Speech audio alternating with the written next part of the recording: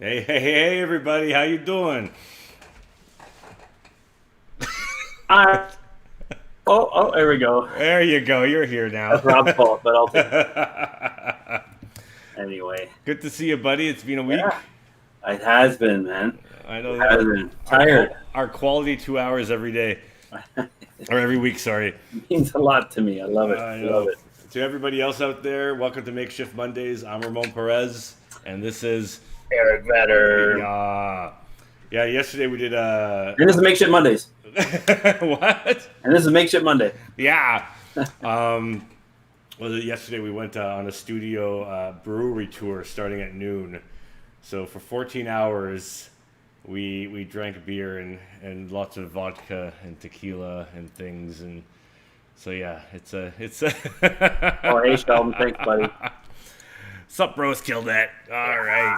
Yeah, I heard you guys did that bike tour with the beers and stuff. I was like, man, I'm jealous of that. But One day you'll have to come down and bring a bicycle and come join us. hello, Mama. Hey, Deadhead. Mama Deadhead, how you doing? Yeah, no, that sounded like a good time. How far did you guys go? Like all over the city? We did about 7 breweries. Ooh. Yeah, I think if we looked at the map, it was 40 minutes of riding a bike and 7 hours of sitting and drinking beer. That sounds amazing. That sounds like a perfect Sunday. Our favorite was the discovery of the gin and vodka distillery between 2 beer breweries, which was delightful. Oh, nice. Delightful, yeah. Speaking of Sheldon, Sheldon and Steve, they're huge gin guys. They like Oh, that. yeah. If we ever head down there, you have to show us. Oh, we'll definitely go. It was amazing. The bartender was making whiskey sours and paper planes. And they were I love a good whiskey sour. amazing. Speaking of, what are you drinking today? Yeah, what are you doing? Well, I was sipping on a Carlsberg. Mm-hmm. Oh, no, keeping it However, simple. I've got a Termana tequila tonight, Oh, Tremana, the old school from the Rock himself. I like it. which I is like it. the bottle I think you bought me for my birthday. So, Yeah, I'm glad to see you're enjoying it. so I'm going to have it on ice a little bit here. I love this with tequila. It's so good. Oh yeah, What do you drink there? I'm enjoying a nice little bourbon thanks to Rob mixed with iced tea. So Ooh. I don't know what the label is, but it's quite delicious. Oh, So cheers, fella. welcome to Monday. All good Monday, everybody. I mean, this is the best way to start off a Monday. Oh, I buddy. tell you. Mondays are so busy now. Like now that we're doing the posting on Tuesday. Yeah. Oh, Sheldon's doing an old-fashioned drink along. Good man. Good man. Nice. The writer of Arden, such a cool guy. Yeah, he's pretty awesome. And yeah, speaking of which, Mondays are slammed because Yeah, like last Monday I was up after with you finishing. Yeah, for another 2 hours. Or Probably 3 going to hours. be doing that again tonight. So. Yeah, so like, why don't you tell the people? Last week, you and Sheldon launched Arden. What's the subtitle? Sea of Exiles. Yeah, and it's on Instagram where you're alternating prose and visuals twice a week, basically. Yeah, basically the plan is once a week on Tuesdays I post a page of comic, typical comic book page kind of thing, and so it's on Instagram. So we're trying to figure out how am I going to design the page for print down the road, but then also have it so that it looks good on Instagram where you kind of flip through the panels, right? So for sure, yeah. I had to alter that today, but it's much better overall because I was going to do like half page, 8.5 by 11. Yeah. I'm like, no, 11 by 17. So Yeah. I mean, So- the good thing is you can always use a ratio and then just repeat. Repeat. So and then on following up on Thursdays, Sheldon will post some prose, and I think the last one was like 8 pages of 8 swipes, and it was awesome. So Nice. No, I read it. I quite enjoyed it. That was the first installment, I think, right? Aside from your introductory art. Yeah. So this is going to be tomorrow's the first page of comics to follow up, and then Thursday's another prose, which I'm still waiting to read. Come on, Sheldon. So a little kind of we're flying in hot and stuff like that, but we have a really cool story, massive world planned, and got to get started somewhere. Nice. And think of big worlds and someone who's really cool. What? Our guest. Our guest. Oh, okay. Yeah, we're jumping in. We're diving in. Well, unless you had something to say. Sorry, buddy. I totally took that whole intro. Oh no, I mean it actually was a nice week last week for myself. I finished. Mama Deadhead will be happy to hear this. I finished the latest arc of Stillwater. Oh, good for you. And we're prepping the next trade paperback, so that was pretty awesome. And now I'm diving into the next story arc, but I got a bit of a breather room. And so I just chilled out and enjoyed life for a few days, caught up on some minutia and all that stuff. Biking and beers as well. Yeah, and actually today I got great news. Mr. Monster, the shirt I'm wearing today, is actually... I was going to say. It's actually pure coincidence. I wore this today because I just love it. It's like the classic 1940s Mr. Monster logo. But I got a call from the printer today, and they're shipping the book early. So we'll be getting the book by this Wednesday, I believe. And that means we'll be able to ship it and pack it out, hopefully, before the end of the month, right? That's awesome. So that was really, really fucking cool. Yeah. And I got some, I have talked to our fellow Sheldon in the audience. I got some more quotes to talk to him about, too. We're talking to printers about his upcoming book. For his as novel. Well. Yeah. He's we got to get him on here to talk about Steal that the novel. Sun, right? That's right. Yeah, so we got to get that guy and put him on our camera on him. He can draw along. He can draw, right? Yeah. We'll get him. Well, he's a good talker. He is, yeah. We don't. Not everybody has to draw. Not everybody has to draw, right? No. Yeah. He can definitely talk, and so that'd be a lot of fun. Because maybe, you know what, we talked about doing like a show just on our personal projects, like, and maybe he'll pop on the Arden show. Yeah, that'd be a good idea. That would fit nicely, right? And we can both talk. And like, Ooh, yeah, had a few bourbons already. Indeed, buddy. We know how dangerous he is on bourbons. I know. Yeah.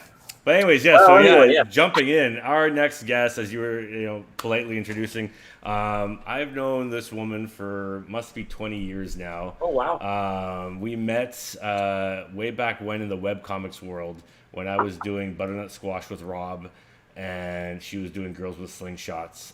She is the fabulous and talented Danielle Corsetto. She's got a new project that she's been developing called Elephant Town. Awesome. Through her own Patreon, which we'll share the links in throughout the podcast. Yeah, I think live stream. I've met her for 20 minutes, so. Yeah, I mean, Danielle was great. She's been, 1 year she did artist in residence at our old studio. She was up here for, I can't remember how many, a month, 2, maybe 3. It's all so long ago.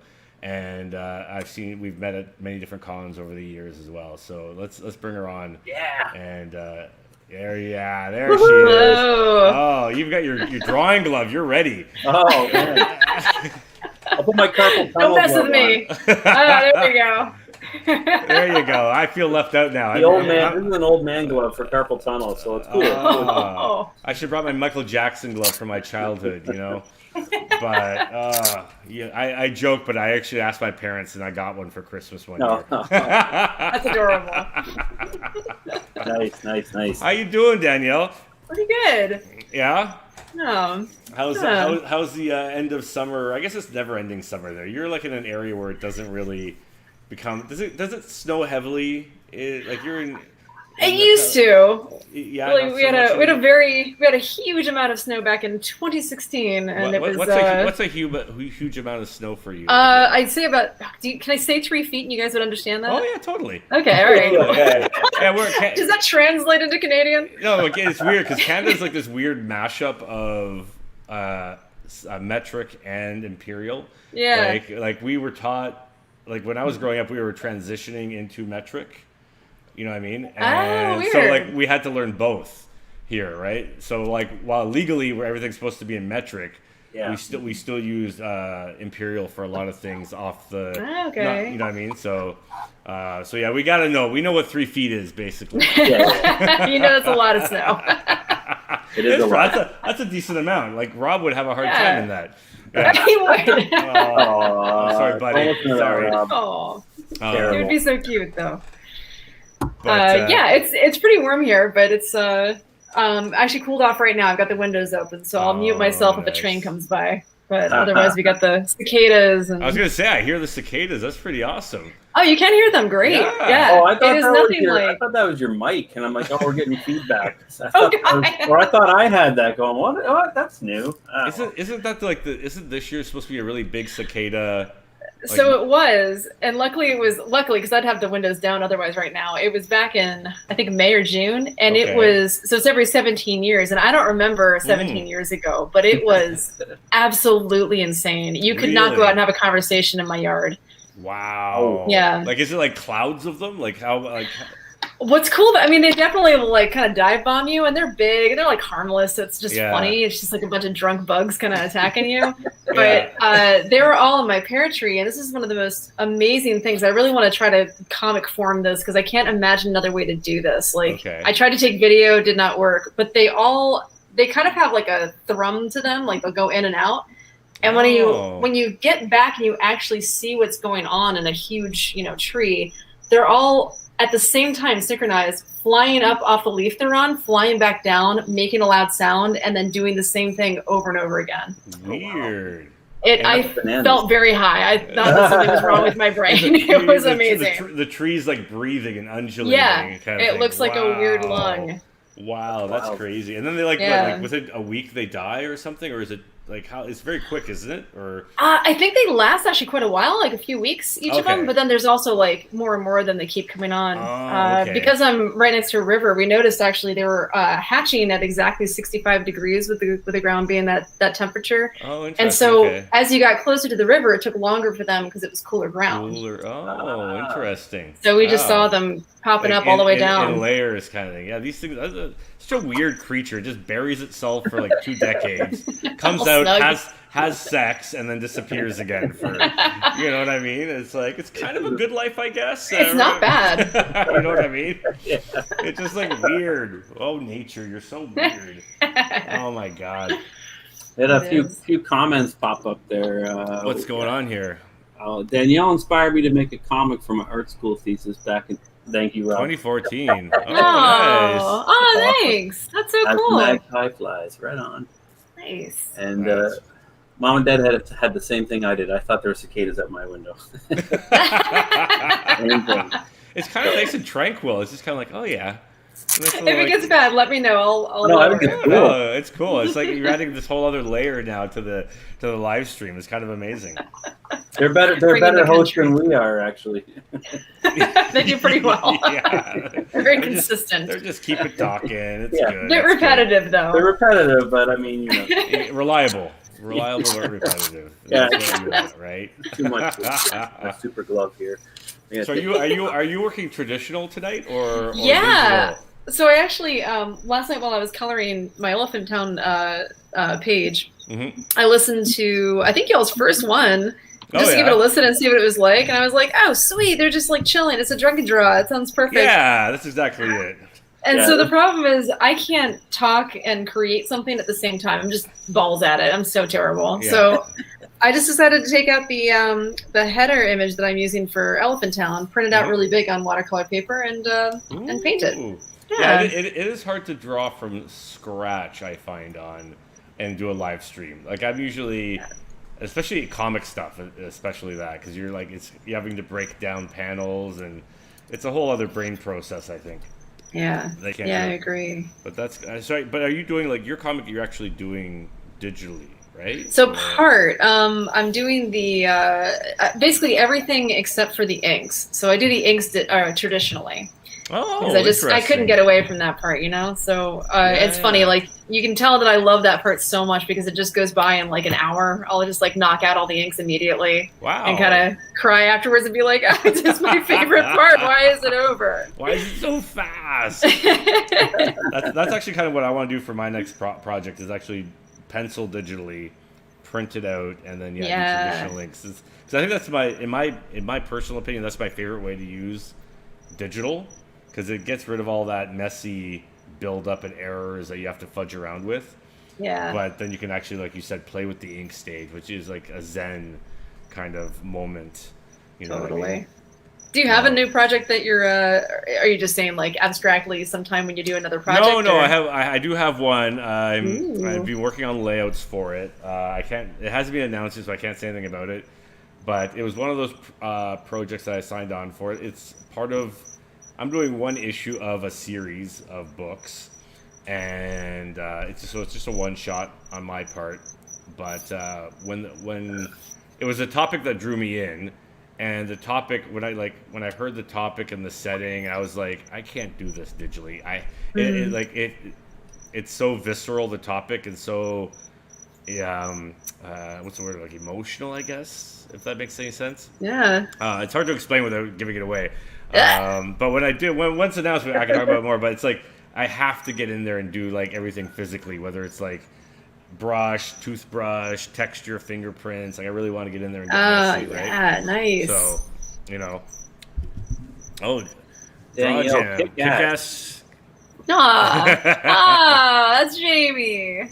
I love Jamie. So are these all people you told to come down and join? Or? I'm not sure. They're not here for you, Eric. That's for sure. I know. One day. Jamie's a good friend. He's also a very good cartoonist. Oh, nice. Lives around the area. Is there a solid comic what's the scene like community in your area? Not really, although I just finished having one over here. I don't know if you guys know Erica Moen and Lucy Bellwood. I do know Erica Moen. Yeah, they both came down here for 2 weeks. Oh, nice. So I had my own live-in. Your own little artist in residency. Yeah, basically. It was wonderful. You boss them around? Yeah, treat them like interns. Redo. I was trying to remember in the opening, like how long did you come up to Toronto for that one time? Was it a month or longer? That was for just a month, but okay. I didn't have a phone, so it felt felt weird. Yeah, times have changed now. You could probably get a burner phone and just like, if you wanted to, and just do stuff, you know. Yeah, I mean, well, that was intentional. I didn't check my email. I didn't bring a phone. It was a whole like experiment in how well could I do, and I did not do that well. Oh. There was a lot of stuff that I needed a phone to find out about. Well, I was gonna say, like, I can't imagine what your inbox must have been like after a month. Like, I know I go away for a con and I don't check my email for maybe like 5 days, and I come back to like 500 emails. Like a good third or more are spam, but still, you gotta wade through all of it and figure it out. And it's just like, oh my god, that's crazy. But it's you know, actually, is this kind of, because when I contacted you about doing this, you said you were limiting your time on Instagram lately as well. Yeah. So it's in the same vein, kind of. Yeah. Do you find you're like on there too often, or like what's? I was, but boy, and honestly, a lot of times it was. I feel like I was on there looking at other people's artwork and getting a lot of really good ideas. Mm-hmm. But you know, it's also really easy to just zone out and treat it like television. Yeah. Which sure. I don't do at home. So I finally put that limitation on it, and it's still a pretty generous amount of time every day, but. It not only changed the way that I use Instagram, but it's actually changed the way that I use pretty much everything else that I know is like a bit of a waste, even if I know it doesn't have a limitation on it. It's been really good for me. Yeah, in the sense that you're just being more productive or appreciative of your time, or. Yeah, I guess it also kind of makes me more aware. Like occasionally I will turn off the limit. It'll ask you, and it's very easy to say ignore. I'm usually very good about it, but sometimes I'm like, you know what, I am just vegging out. I'm you know, this is my reading my book time, I guess. I'm just gonna, you know, scroll through. It's brainless, so it just kind of makes me more aware of like what I'm here for. You know, what I've got that app open for. What and did I hear you correctly? Did you not have TV or like streaming at your house either? Not really. So Luke and I have both been like, we don't have TVs for so long, and then he was like, hey, do you want to buy a TV for each other for Christmas? It was never the same. But I still don't really veg out as much. Like I kind of make it a point to like, okay, we're gonna watch this one show this one night, and you know, or spend like this much amount of time downstairs watching. So we're still pretty good about not overusing it. Yeah, it can be dangerous. Like I know I got I was kind of the same for years. I didn't have any internet at home or TV. Oh wow! And I loved it. It was like, I think it was a good 5 years. I mean, I could still scroll on my phone and stuff, but Then when like when Netflix came out, I was like, oh, maybe I'll just get Netflix. It's like, and then you get Disney Plus, and then you get Crave, and you know what I mean. And then you're like, I don't watch any of these. Why do I have any of them? Like, you know, but.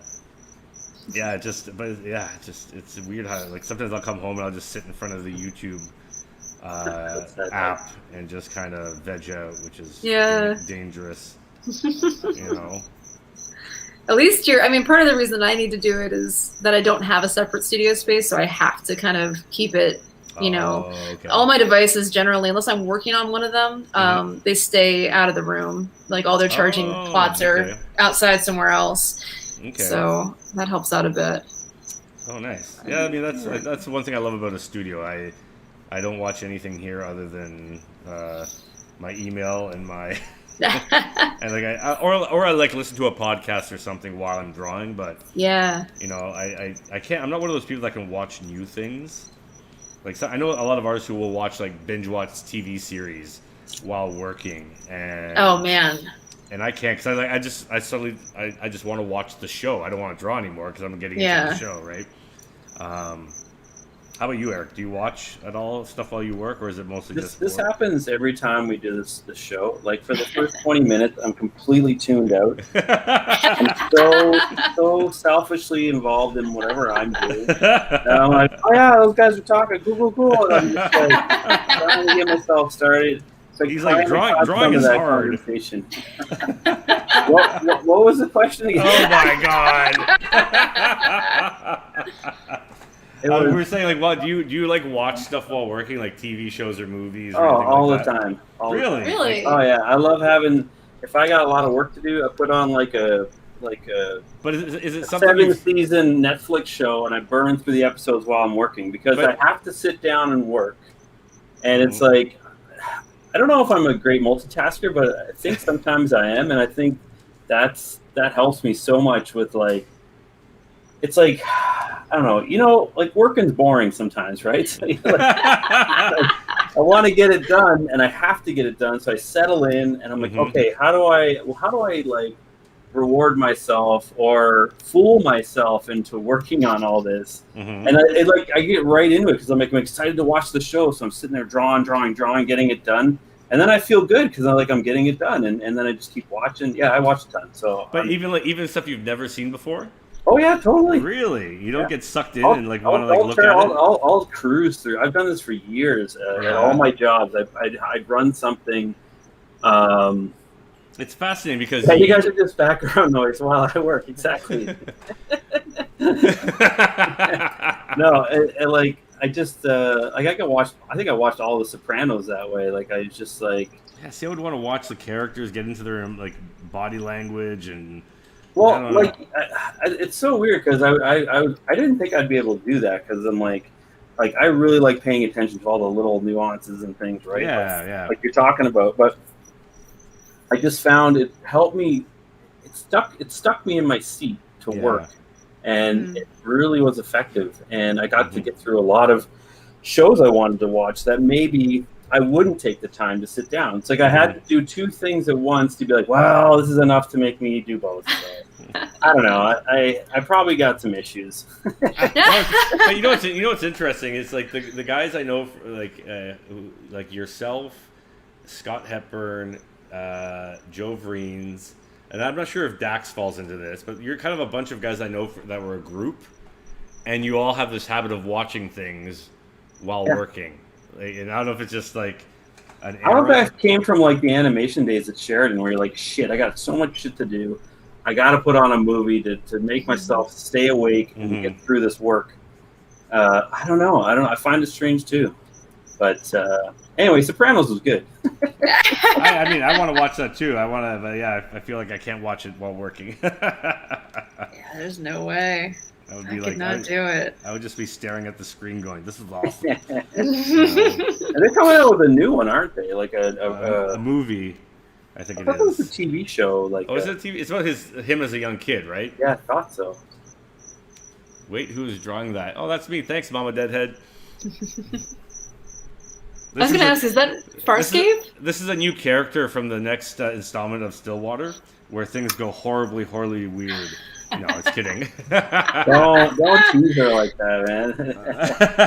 No, I'm just kind of I'm it's been a busy summer, and I've been liking when we do these. Originally, it was to like do some work on these live streams, and that's something I do want to get to. I want to start working on some of my own personal work, but I found it kind of liberating to just start sketching ideas out, or just playing like I would in a sketchbook while on these live streams, because I don't keep a sketchbook anymore, and I so should.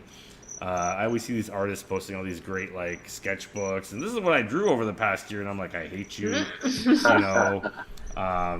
So this is just my little way of doing a little sketchbook, and so I'm playing around with some like today. It's like an alien design for some characters for like a sci-fi series I have in the works that I want to play around with. So it's just kind of like just tooling around, you know. I'm waiting for that sci-fi series. Yeah, hopefully one day soon, maybe. I don't know. We're doing that. You can't say you're waiting on Arden anymore. It's happening. No, I know, it's happening. No, it's funny because last week we had Scott on. He was talking about how, like, do you ever feel like you're in a visual rut? You're not exploring new avenues. You're kind of falling back on stylistic choices that are kind of like your second nature choices. And I've found that a lot lately when I go to draw in my sketchbook. I just kind of rely on, like, it's like, I guess, like an inherent language you have as an artist. You'll constantly draw the same thing sometimes, I find. I don't know. It's for me anyways. So I'm trying to get out of the habit, designing a character differently than I normally would, or nice. I don't know. Trying. Yeah. I don't know if I'm succeeding, but trying. You know. No, that makes sense. It's like speaking your mother tongue instead of trying out the language you just learned on Rosetta Stone. Exactly. Like it's interesting. 'Cause I was also watching a thing on a little mini documentary on YouTube about movie monsters, and they were like going on about how their complaint in the little mini doc was how a lot of movie monsters, and they're comparing like the creature from The Quiet Place to like Stranger Things, how they're all look the same these days. They're not there's not a lot of visual variety in designs, and they think it's like because everybody's looking at the same thing online or on Instagram. Well, it's like I saw, what was that Chris Pratt movie on Prime that just came out? Was that the Tomorrow War? That one? Like those creatures. I'm like it's like it's overcomplicated, the design. It was cool, but I was like, it's just so much to see and look at that you're like the effects got too good that it ruined the charm of I don't know. Well, I think like the one argument they were making, and I see Mama Dad has asking about Raid 4.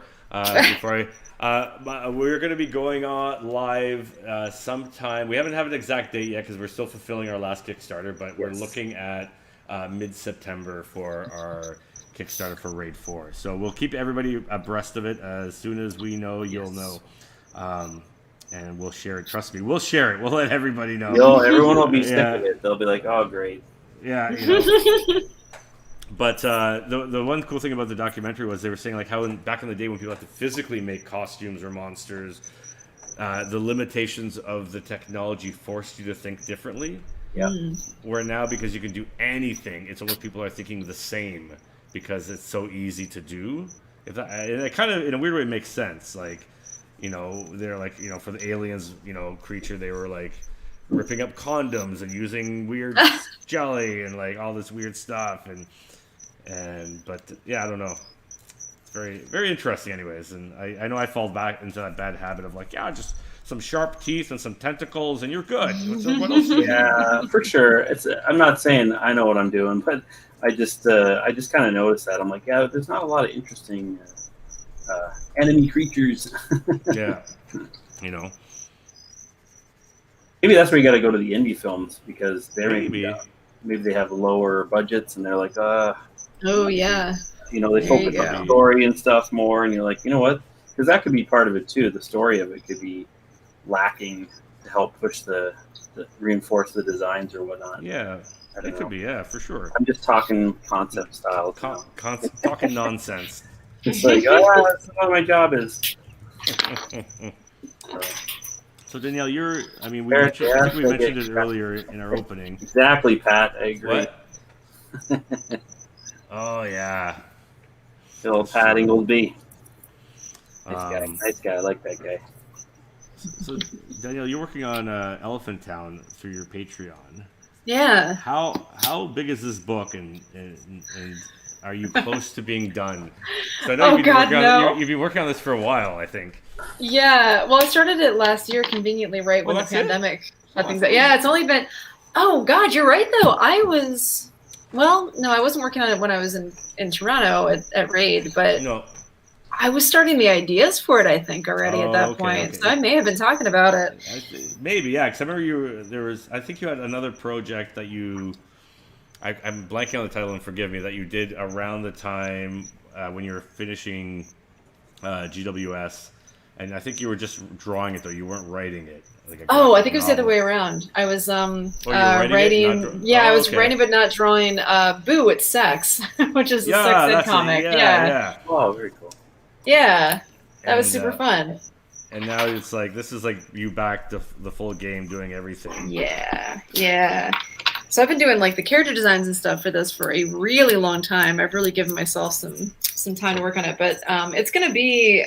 I mean, I picked out Blankets and reread it for the first time a couple years ago and was like, well, that's how big it's going to be. Wow, really? It's probably going to be between 500 and 600 pages. That's a lot. It's going to be big. Impressive, like power to well, I haven't done it yet, so I don't know. Hey, but you know what? You like how big is it? We have the 2 compendiums of WS because you were kind enough to give us a copy for our raid library. Yeah. And that's got to be at least 600 pages there. You know what? Yeah, that's a good point. That is 600 pages. So it's one of those things like where you just chip away, and the way I think you're doing it's brilliant because, it's you're just doing it through your Patreon, building and sharing. I mean, it'll be interesting to see how your style develops over the course of those. Oh, cool, nice. Of those. Books. Man, Rob is on it. He is. He's pretty good back there. How'd you even find that? Good job, damn. Those are beautiful books. Oh, thanks. Yeah, they did a great job putting that together. I was really happy with it. Did you just hand it off to Iron Circus to do, or were you heavily involved in? No, I still had the hey, let me do everything, but can you take care of distribution for me? Yes. But the designer is the gal who designed the Ojoy sex toy books for Erica, and she's fantastic. Okay, nice. Yeah. So instead of laying out each page one by one in Photoshop like it used to. Oh, wow. Oh, wow. We had that professionally done. Have you always just done indie comics? Sorry, I don't know your Yeah, no worries. Actually, I mean, same here. I was looking through your stuff to be like, I actually don't know Eric's work. I should go actually look at it before. It's not so good. It's not so good. Weird stuff. No. I stopped on the figure drawing and was like, ooh, figure drawing. All right. Oh, I saw you like that. Yeah. I was like, oh, oh, yeah. I love that stuff. I pretty much just done Girls With Slingshots and that one webtoon comic, the sex ed one. And there have been things here and there. I wrote a few Adventure Time graphic novels, and I think that's pretty much it. A lot of little anthology things or guest strips, but it's mostly been my own thing since the beginning, which makes it really hard to ever go towards traditional publishing. Of course, yeah. I mean, especially if you've been succeeding and doing which you have clearly, it's why would you ever need to go that right way, especially. I mean, I could be wrong on this, but I know a lot of people have been talking about how there's been a paradigm shift, especially during COVID, where people are latching on to the one-on-one with their audience. You're seeing it now this past week with Substack. Oh yeah, Substack. Oh yeah. You know what I mean? All that stuff, and Patreon obviously been around for a while, but Kickstarter had its biggest year in comics over the past 2 years or something like that. I think it was. So it's interesting how it's shifting around, and it's kind of you're ahead of the curve because you've been building your own audience now for 15, 20 years. Yeah, it's been a long ass time now. Yeah. We're old. Yeah, it happens. It happens well, to most of us. Speaking of indie publishing, so the Lethal Comics guys, those guys with Kickstarters, right? Taking that approach to making comics. Carrie's got one coming up next week, I think. Finally, is he launching next week? Yeah, Folklore. Yeah, there. Yeah, he's. I'm itching. He's been talking about that for a while. So yeah, this is his first venture into self-publishing and indie comics. I guess in a way, because Carrie's just been a guy for the big companies. He got. Oh, what's his last name? Carrie Nord. Okay, yeah, I was gonna say it's the only Carrie I know that's a male. So yeah. And he's best known for the Conan the Barbarian stuff he did way back in the day. But he's being prolific. So it'll be interesting to see him. Nice. This is his own vision, which will be kind of cool. Yeah. Oh, rad. And like I said, it just speaks out to like everybody's kind of like leaning heavy into this. I don't know if it's like a frustration with contemporary stuff, or if it's just like the opportunity is now here better than it ever was in the past. Like, I don't know. It's interesting. Yeah. Let's ask the cicadas what they think. They're like chirp, chirp, chirp, chirp. They have so many opinions. They're always chirping their opinion. It's like, whatever. And then they just disappear. They're like, oh, no, we think that, and then they're gone. You're like, where'd they go? Before you Give can you my argue opinion back, for they're 2 out of weeks. here. They're out of here. No, sir. No, sir. Yeah. I actually. Oh, sorry. What's that? Oh, nothing important at all. Just cicada jokes. Yeah, the Those classic are cicada important joke. jokes, so I don't know what you're talking about. Those are great jokes. No, Cicada joke. I'm actually putting together a pinup for Carrie's Kickstarter too. So. Oh, nice. And I thought it was tomorrow. Thank God. 'Cause I told him, I said, dude, I can't do it. I'll be late in later in your launch.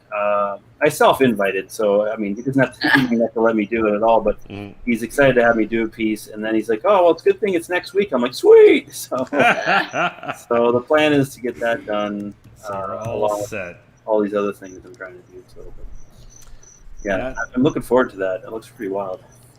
Do you ever overextend yourself, Danielle? Like as a being that you've just completely managed your own time your entire career. Yeah, actually, it's kind of what this is about. Like, I feel like so I did Girls with Slingshots 5 days a week, you know, and that would be reasonable for absolutely reasonable, in fact. But but I was doing all the other work too, right? So like, that was mostly a couple of hours of doing, like maybe 3 to 4 hours of doing a comic every day after thinking about it all day. Yeah. And then all the rest of it was like doing conventions. I did something like 13 conventions a year, and then a bunch of signings and stuff, and then all the promotion, all the merchandising and fulfilling orders. I was doing that for a while. That's too much. I really overextended myself back then.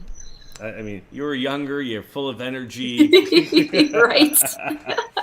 No, it is a lot, especially like the promotion and making sure people know and like who you are and what you do, and man, that's tiring. Yeah.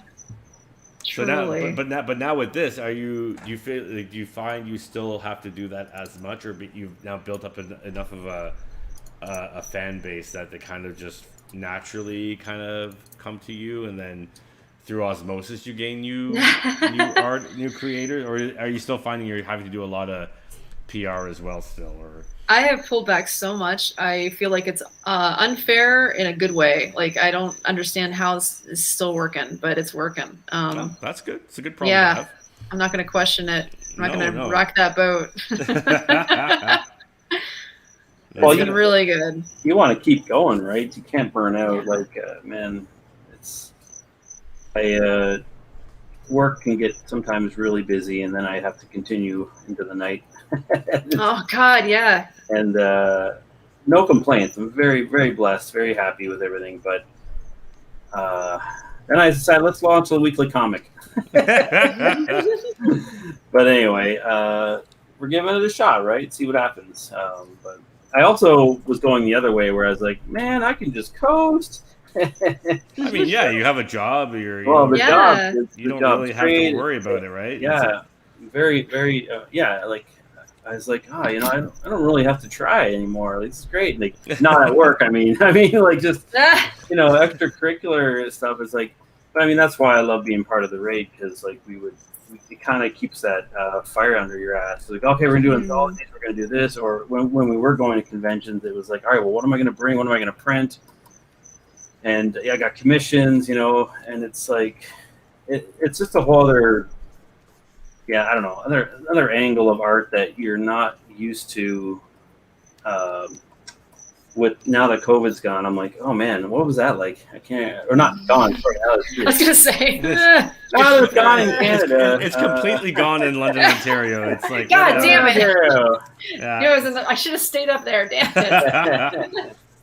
Yeah. Actually, that's an interesting thought. Like, because like you were saying earlier, you do a lot of conventions. How has it changed now that you didn't. I'm not sure if you did any over COVID, or if there were any that you attended. No, I definitely didn't. And honestly, this is the best time. I mean, I feel really bad. I'm like, man, a virus hit the whole world. Perfect timing, just perfect. Awesome. Yeah. Don't have anything for conventions really. I mean, I do have a 2-car garage filled with those compendiums because I printed those like a year before this happened. So those are going to be sitting there for a while. But aside from that, like I don't have a whole lot to promote right now, and I don't have anything to sell. So aside from the Girls With Slingshots books, so I'm kind of thinking like the signing tours I've done. I mean, they're a huge undertaking because I planned them all myself, and the biggest one was cross country. It was something like 22 signings in 42 days, I think, something like that. And I remember that. I was like, with you, yeah, you had a van or something, or like. I had my tiny Scion XD. Yeah. I remember that year. I'm impressive. That's like, you're like a rock star for doing that. Except that I was like my own label. So the whole thing is a lot of like sleeping on people's living room, couches and stuff. But it was super fun. Oh, I bet. Like, it's just like, it's like the grassroots version, basically. Yeah, exactly. Like a band that's like made it publicly, but it still has a pretty small audience or something. Like, yeah, I know that band. She's staying in my friend's house. She's staying in my friend's house.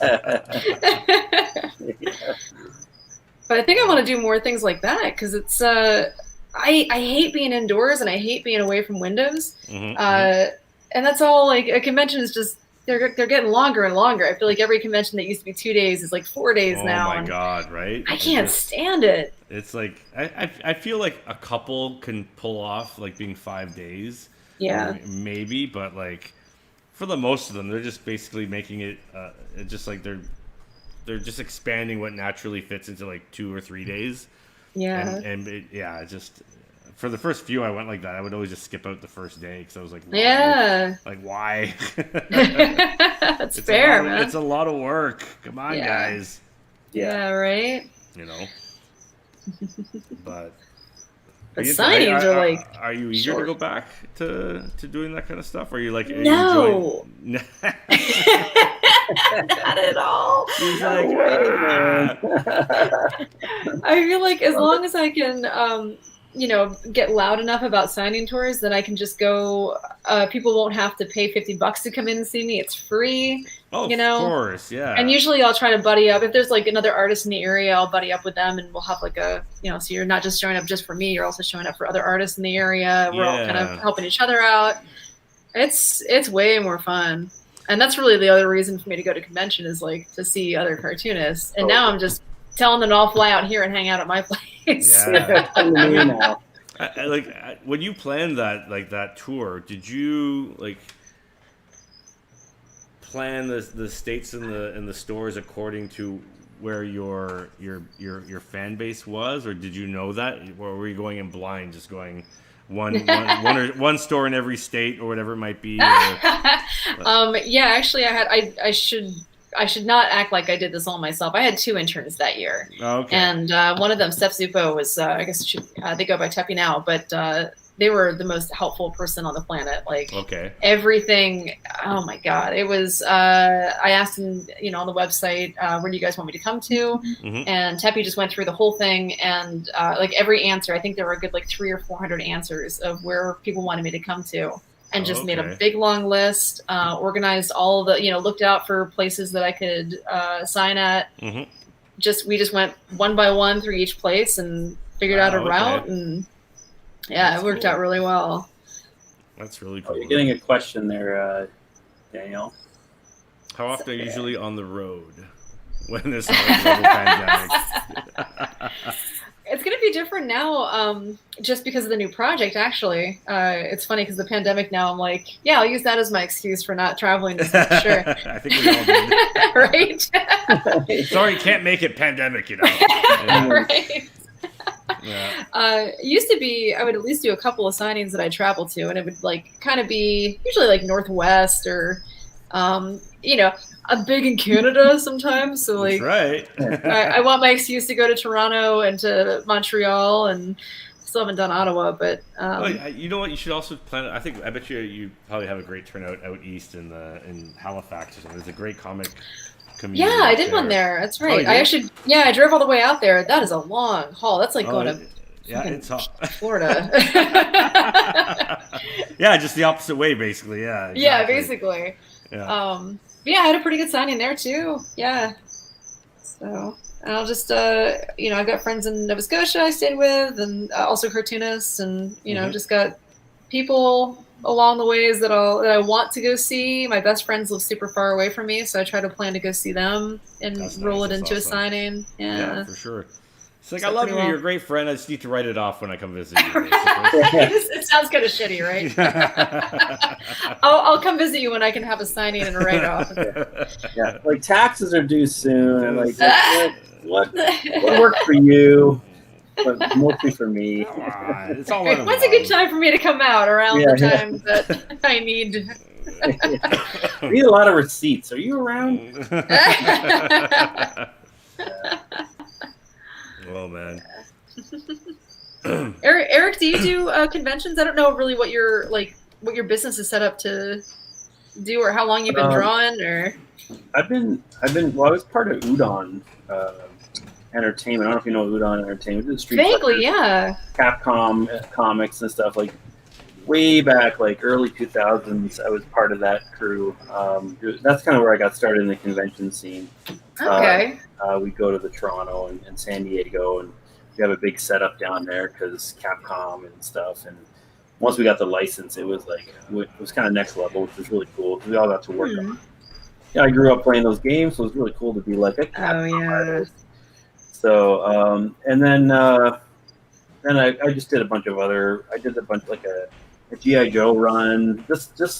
Mostly I was like, oh, that person's late. Can you help them out? Sure. And or I would do a lot of background art for comics, as the character, like the pencils. They had their artists, and they're like, he doesn't really want to do backgrounds. Can you finish the backgrounds? I'm like, yeah, sure. So I didn't have a lot of it was good because the pay was good because there's all these artists that were really slow, and I'd come in and help out and stuff.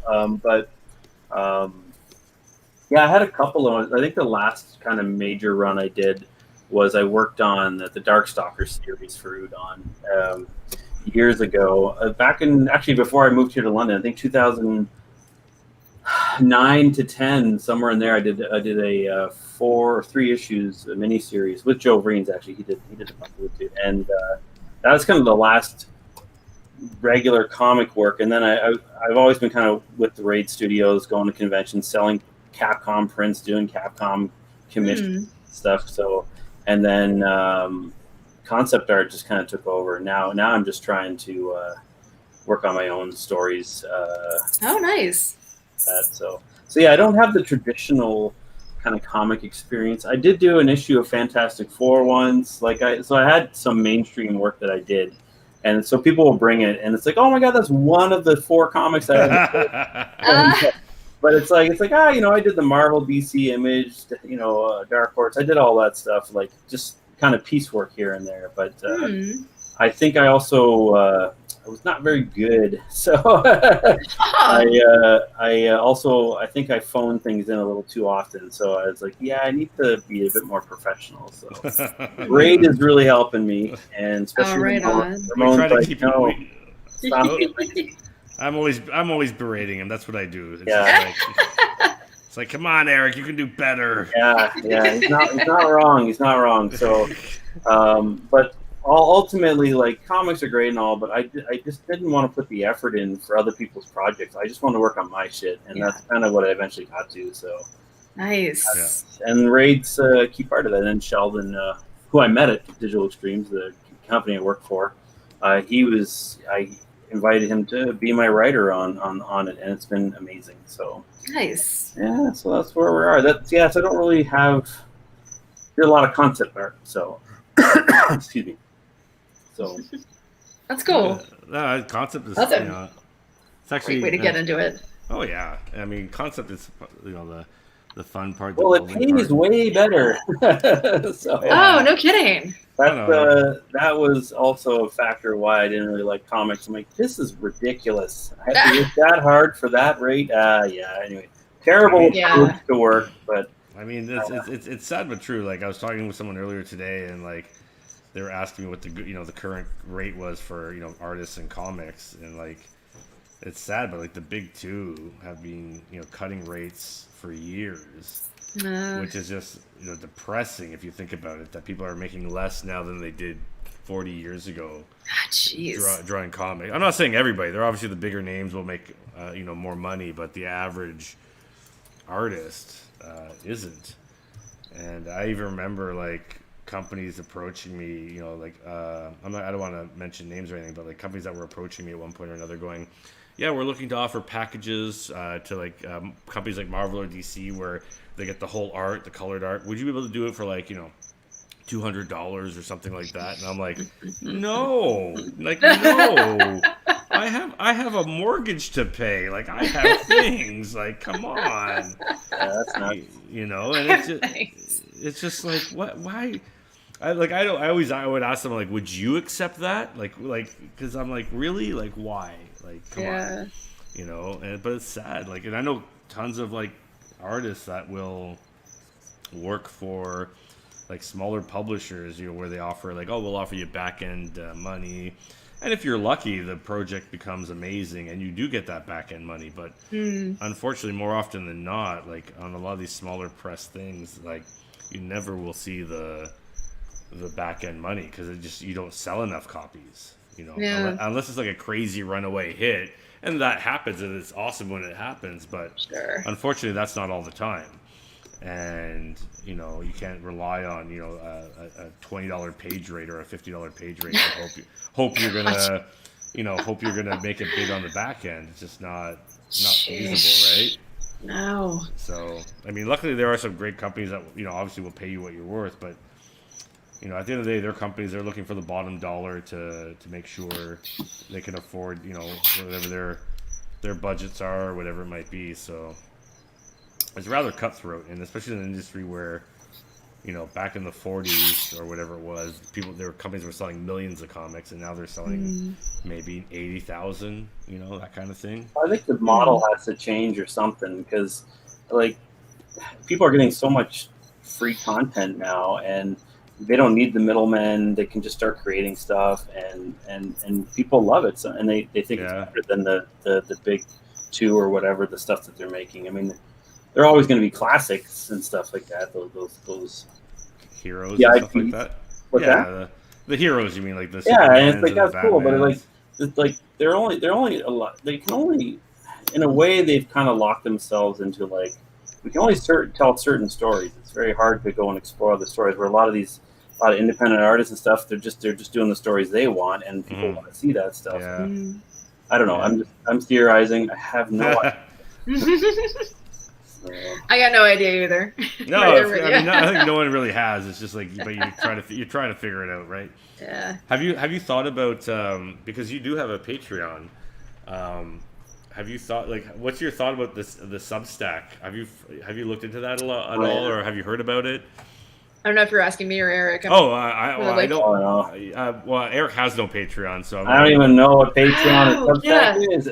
So I'm gonna point my finger at you, Danielle. But no, but I know Eric knows about Substack because we've talked about it very briefly. Yeah. But have you heard? Have you? Well, Eric, now you're gonna feel better because you probably know more about Substack than I do. I actually don't know much about it. Really? Okay. I just either Erica or Lucy mentioned it while they were here, and I didn't really ask too much, but I probably should. It sounds really good. Well, basically the whole. I mean, it's no different than a Patreon in the way that you're trying to get your fan base to pay for your content in small increments, basically. Yeah. So it's like whether they're helping you build something or whatever, but it's rather than going to a site like Patreon to get the content, it's basically monetizing a newsletter. Right. So okay. You're basically your weekly or your monthly newsletter. You charge $7 or $10 a month for it, or whatever it is, and then Substack takes 10% of. That's not bad. Of the earnings. And then you build up your mailing list, and so and then I find out I was on their site briefly checking things out, and you can they'll cross pollinate. Like they'll have like things where it's like, oh, if you're into comics, these are other newsletters you might want to nice check out. It's interesting though because I went in and I bookmarked it just to grab my name in case I want to do something. Oh, good call, yeah. But also just to explore and see who was on there and stuff like that. But I don't know if it's like as a person maybe I get too much email regularly. Like I'm not saying I get cool email. I'm just saying my inbox is usually pretty full, and I hate having to trudge through things. And like so I signed up for a few creators newsletters, and like today I came in and I had like 8 newsletters in my inbox.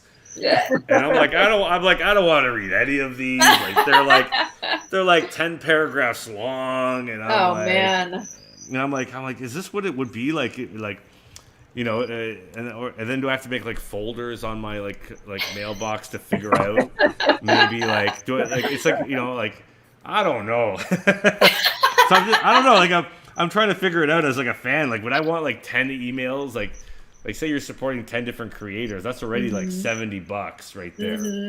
Like, and so like I feel like fans or people in general have a limited amount of finances that they can disperse to throw around on creators, whether it's a Patreon or a Kickstarter or a Substack or whatever it might be. So, you know, you sign up for, you know, and plus if you think about it, you get like $7, you get a newsletter, or $7, you get Netflix and everything it offers too, right? So it's like, I maybe I'm thinking too much about it. I don't know, but it always crosses my brain. Yeah. Like wondering, is this a viable thing? Like, will people just be financially like bankrupt after supporting us? Like, I don't know. Like, I love the idea of the model of like patronage, like you're on, like where you have your hardcore fans are saying, we love you so much, we want to support you on your next project, which I think is wonderful. Like, I think it's a great model. But sometimes I worry that maybe it's with all these other platforms coming on, like even like I think Twitter recently announced monetizing tweets. Like, oh, geez, really? Yeah, like so if you're like a super fan, you could pay for a new tweet tier from your like whoever it is. Like maybe it's like Kanye will. You'll get the special tweet from Kanye for $100 a month or whatever. And I'm like, really? Like what? You know? So I don't know. I'm it's constantly in my brain. You know, like you know, it's just I feel like it's a limited pool that can, you know, maybe it could like fall apart. I don't know. Anyway. So as somebody who I use Patreon as a supporter, I know they're like, don't use the word supporter anymore. I'm like, no, just I like supporting artists. Like we use it the way we use it, you know? Yeah, for sure. Because I feel like for me, I have a lot of creators that I support, but I just turn off their email notifications because I'm like, I don't like you. Like I don't need emails from every single person. It's like you're a good friend, but I don't need to hear from you every day. Just gonna pretend I didn't see that phone call coming in. Fine. But I didn't realize how much I spend monthly now. And I wonder if this will shift for a lot of people, because I think there has been a lot of conversation about supporting those people who are giving you things for free. Hopefully it'll go this direction, because I think I spend around $200 a month on creators on Patreon. Well, that's what I was going to say. You probably have a budget. Maybe you didn't have a budget, but I did not. It's kind of like that first time you use Uber. Like I'm in big city, so like I use Uber a lot, and the next thing you get your Visa card and the bill, and you're like, holy fuck, I spent $500 on Uber last month. Like what the hell? Just being driven around. Exactly. So I feel like it's one of those things maybe where you're like, it actually even happens to me with Kickstarter. Like I'll back a bunch. Oh yeah. And then you get your Visa bill, and you're like, oh shit, okay, $400. All right, okay, you know. Oh, but it's got that foil. Oh, I know, right? It's pretty cool. It's gonna be pretty. but sorry, I didn't mean to cut you off there, but you were saying like, no worries. Like you're like, you got your $200, and you're like, it is a lot of money. You know what I mean? Yeah, but like you kind of I don't know. For me, I'm like, even some of them, there are a few people I back that I'm like, I don't think you put out anything in like so long. But I'm like, there's only 6 patrons here. Like if I duck out, you're gonna notice. I can't pull my like $1 a month. but is it with Patreon? I guess you can set it up where you're charged. Is it like only if they update? Is that how it is? So it depends on how they have it set up. Oh, like I okay, have okay. mine monthly, and actually I have struggled with this because I'd like to take 1 month off, so to speak, so that I can work on the business end of this. Yep. And I'm not sure how I'm going to do it because there are a lot of other people who, like you're saying, have like the amount of whatever post I put up, I charge this much, but you can curb it to only this much per month if you'd like, which I think is smart. No, I think I mean I guess you could always talk to your patrons and go, hey, I'm gonna duck out for a month, but I'll get you like everybody gets a free popsicle next month or something. Yeah. I don't know. It'll be shipped in the mail. Shipped in the mail. It'll be a little bit melty, so you know. Yeah, I'm still trying to figure out how to do that. Yeah, you've been on it for what, a year now? A year and a half? Oh, for Patreon? Yeah. Oh, it's been or longer? Oh yeah, way longer. I want to say 5 or 6 years now. Oh shit, okay. Yeah, I think I started before I came out to Toronto to stay for that 1 month. Oh wow, okay, I didn't realize that. Did I? You know, maybe I didn't. I'll have to go back and take a look. I know. I mean, I'm guessing I recall you started it shortly after you finished GWS, but I could be wrong. Yeah, I think you're right. I don't even know. We're old. Our memories don't work anymore. My girlfriend's like, your sense of memory and time is just bizarre. It's just you don't remember things. That was like, and I'm like, no, it was just like last week. It's like, no, that was 4 years ago. Oh man. It's like The Artist. You're just not paying attention. It's only gonna get worse. Yeah, I know, right? Sometimes people talk about like, oh, if you can tell somebody has Alzheimer's, and I'm like, don't bring up my whole list of things that I don't know. Who's president? I don't fucking know. Oh fuck yeah! I'm gonna be a hot mess when I'm 80. I won't know where I am half the time. I'll just be like, it's what day, what year? I don't know. I don't know. Yeah. Hey, so I was listening to, I don't remember which one. So I did listen to parts of 2 of your Makeshift Mondays because I saw Scott. Woo, another view. Another view. Yeah. I love it. You keep inviting people that I like. I haven't talked to Scott in ages and decided to listen to that one. So I can't remember which one you mentioned this, but potential butternut squash book in the future, possibly. Oh, we were toying. I mean, I would love the idea. I worry that all our fans are like 60 now or something. I don't know. Like, does anybody care anymore? Like, I feel we lost the boat on that one. But I was actually doing some planning today, and you know, scary as it is, because we started around the same time. Yeah. But you dove in whole hog, and I was kind of like Rob and I was doing a career freelancing, so it was very just difficult to keep up with everything. Yeah. So unfortunately, you know, sometimes the webcomic got the short end of the stick. But it's like in 2023, it's oh yeah, when GWS guest starred on or was it? Yeah, you're guest starring on ours, I think.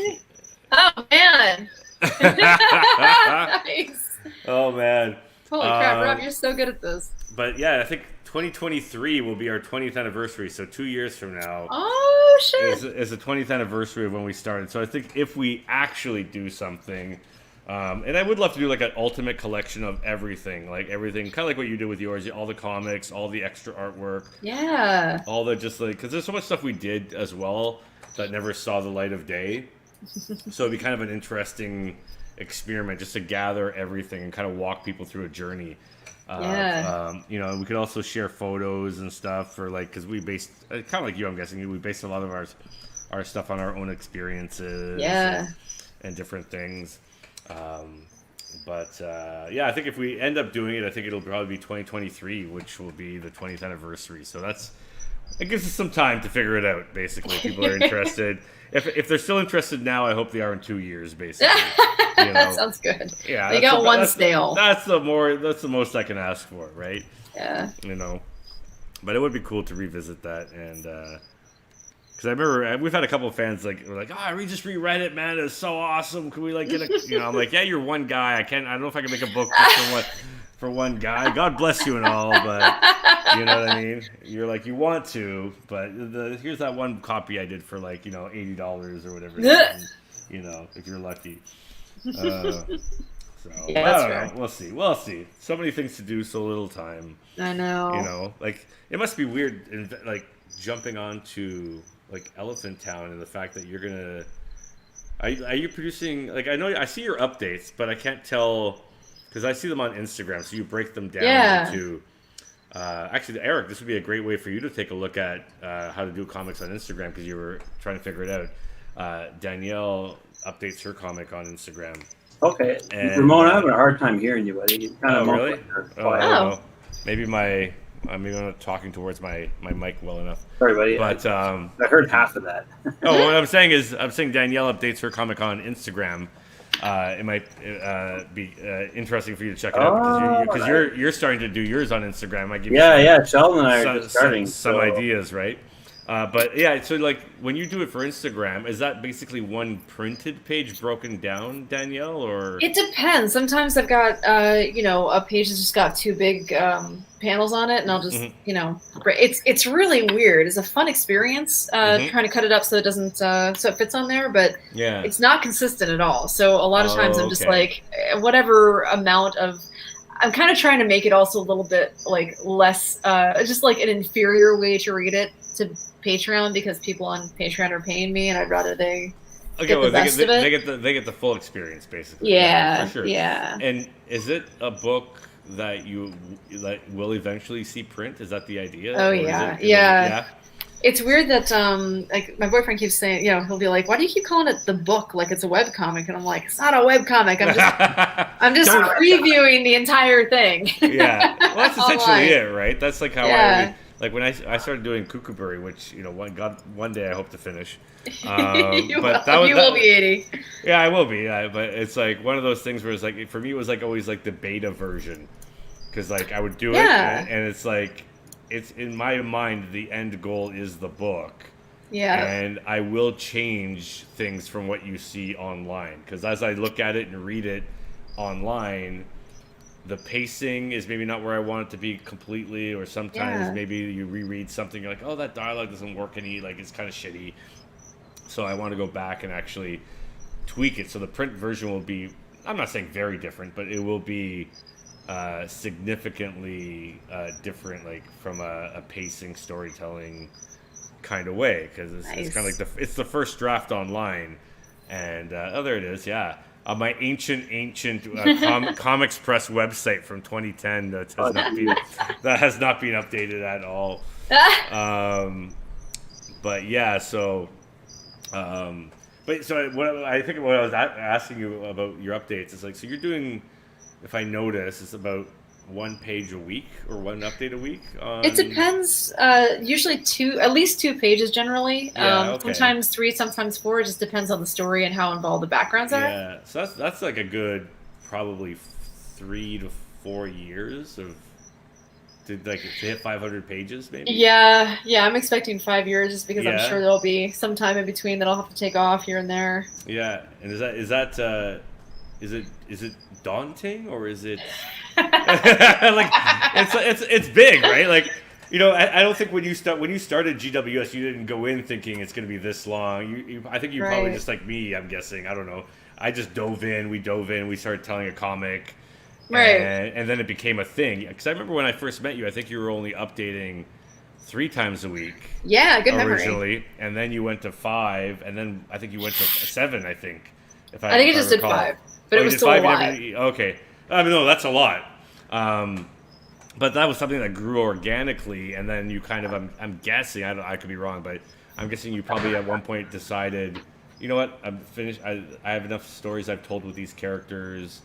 I'm going to wrap it up. Whereas this is, I'm guessing, more of like a planned out book. Like it's something. Oh, yeah. So this is like you going in knowing it's going to be this long rather than, I don't know how long it's going to be. And is that different? Is that harder, or is it? Totally. I'm glad you asked. Thanks. I haven't gotten to talk about this book very much because no conventions, no panels or anything like that. It's super different. I mean, I didn't write an ending to anything until I did those Adventure Time books. That was first for me. Really? Okay. Because it was before. Yeah. Interesting. Okay. So this is the ending actually for this book. I just partially rewrote it while Lucy and Eric were here because I could kind of workshop it with them. Okay. But yeah, the ending is actually really important for this book, and we're all kind of like everything is culminating to that ending. It's becoming kind of a mystery almost. Is the ending something you came up with first and worked your way backwards from, or is it something? Like, is it something that defined the story that you want to tell, or was it more so that you had to workshop the ending because you didn't know where the story you wanted to go was ending? I knew how I wanted to end it. Okay. I've kind of been like tweaking it here and there, but yeah, there's I was about to just give away the ending. What am I thinking? I cannot do that. Don't do that. Read it for the ending. Here's what it is. I will say that it's based on a real house. This is what I'm drawing right now. Okay. In Shepherd. So the whole thing takes place in Shepherdstown. Okay. And it's based in this house. There's 4 different. At this point, I think most of the readers have caught on that these 4 different tenants live in the same house, but it's been broken up into 4 different apartments. Okay. And the reason, I mean, I came up with this idea back probably around the time that I met you, actually, because I had just split my roommate situation. My friend Chris and I were living together, and I was working from home, and we both needed a little more space, so I found this cool house. And long story short, I didn't end up moving in, but he did. Okay. I stayed in the old apartment, and he was like, man, it's a good thing you didn't move in. Like, it's a good thing you stayed where we were, because this house, I can hear everything that happens through the walls. It's just, okay. You know, and you work from home. This would be really annoying for you. It was still annoying for him. But I was like, oh, that'd make a great story. So I've been kind of tweaking the story since probably 2003, 2004. Wow, okay. Holy shit. Yeah, it's actually something that I pitched to Oni, and they went with a different story that we wound up never making. Okay. So it's based on some true events in the town and based on those buildings. And if anybody listening to this is from this town, they may already kind of know where I'm going with that. But if they don't know, is this town near you? Is it? It's the one I live in. Oh, okay. It's your hometown, or your yeah. Okay. Yeah. Interesting. So 20 years. That's almost as long as Eric's been working on Arden. Oh, no kidding. No, that's been much longer. Oh, man. Much longer. Finally starting to do it. This is like a passion project, Eric. Oh, I've had a lot of iteration. I mean, that's how I first kind of got into Raid and knew Ramon and all these guys. That I joined the weekly comic thing we were doing, TX Comics Transmission X. Oh, yeah. So that's kind of where I got started with the art and stuff, and I did. But that was something you had the idea before that. Oh yeah. I've been that's been in my head for like 26 years or something. Wow.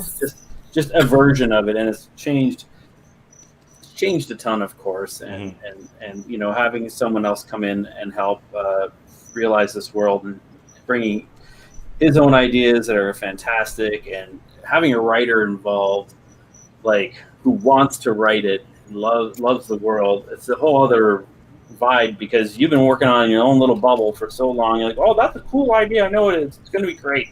And then you start talking. You start saying your ideas. You're like, man, that's not that great. You know, it just kind of grows, and in such a good way. And so I don't mind the japes at me of how long it takes, because honestly, it's just gotten better, and I know it's out of love. What 1950s term was that? The japes or japes? Yeah, isn't that a term? Like, people take it. I don't know. So I was online with Eric last, japing him left, right, and center. You know. That sounded like the right word. Maybe that's not even the right word. I can see why you're not the writer. Sheldon, help this man out, for God's sake. Yeah, that's for sure. Let's see, jape was a word in Arden, and I was hoping to bring it into it. There we go, jape. Boom! Thanks. Now who's the dummy, Ramon? I didn't say it wasn't a word. I said what 1950s term. That's all I was saying, buddy. We take the piss out of each other. Come on. It's all good. It helps me, like, get going on things, because I really need to get going. So And anyway. That's super cool. Did you? I don't know Sheldon. I don't think. I mean, No, you wouldn't know him. Okay. He's a mysterious. Nobody knows shadows. him. Nobody knows. That's true. No one really knows him. Did you just wind up showing him some artwork and he was interested, or like how did that? Well, if you guys have already rehashed this, I apologize. Oh no. It's a great question because we started doing anthologies at Grade. Thanks, Steph. Steph knows what's up. Don't listen to Ramon as well. Well said, Steph. That's good. Who is this heckler in the crowd? What's I missed all the good stuff. A bunch of points too, I think. So anyway, so I did Raid 1 on my own, and at this time, many moons ago, Sheldon was starting his novel, and he started off with this. It's called a NaNoWriMo. Oh, NaNoWriMo, the writing exercise, yeah. So he's like, I think I'm going to do it. I'm going to write a short story, and I'm going to get it done in a month. Fast forward 6 years later, he's got a book. Oh, hey. He does, yeah. And so when he was doing that, I was writing actually a poem, The Devil's Leech, this poem I wrote, and I hope to rehash it. Actually, it's part of the big story in Arden as well still. But anyway, and then I worked on Raid 1, and then we just had such a good chemistry jamming on ideas, because he was telling me about his story, and it was growing by the day, and it obviously wasn't going to be a short story. And I go over to his house, we have some scotch and cigars on the porch, and he'd tell me his stories, and I'd kind of give him my 2 cents. I'd jam with him on that, and then I'd tell him what I'm doing. And then I just asked him, I said, would you want to write Grade 2 and we can kind of work together? He's like, yeah, that'd be great. Nice. So and like during that process, it's like we found each other like creative soulmates. like that's the best way I can describe it, because it just gels so well when we're together and stuff. And so that was it. Like then we wrote Raid 3 together, we worked on Raid 3 together, and so forth, and then I was just like, well, let's keep doing more stuff. And yeah, so now it's become our story. And also Rob, our great guy behind the scenes, he's starting to contribute with some story ideas. For many years he's been kind of picking away at different stories and stuff, and then we go and change it all on him, so it's great. Which he loves. So he loves that. That's his favorite thing. And I've had like other people at Raid, like Anthony Falcone, he's like, I would do a story for that and stuff, and I'm like, yeah, like I want this world to be everybody's world if they want to take a stab at it. But cool. The thing is, you have to actually have something finished first, so that's where we're at. So, you're on major step 1. Baby steps, Eric. Baby steps. Working on step 1, so baby steps, exactly. So that's exciting. But yeah, it's super interesting having someone to talk with about it all the time and grow the story and always plussing it, right? Like that's exciting, because I always wanted to do some big epic fantasy, and